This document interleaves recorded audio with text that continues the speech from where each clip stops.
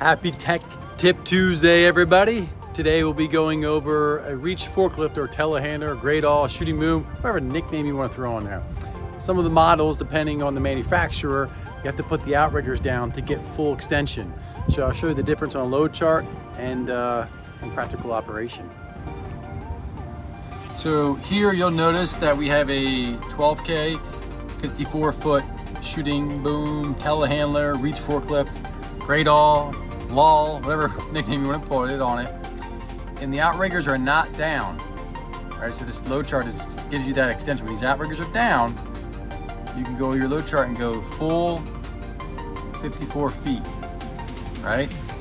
If these outriggers are up, you stop right here. You can only go about roughly 40 feet across that chart. Also changes your capacity as well. But keep this in mind. So guys like, oh, it's not reaching the full height. Make sure that the mile that you're using, if it has outriggers, as shown in here, and as shown up there on the machine, that your load chart will vary. Now, this is not for all manufacturers. Some you can go full stick, some you have to have them down. So just make sure whatever machine you're using, proper technique is used.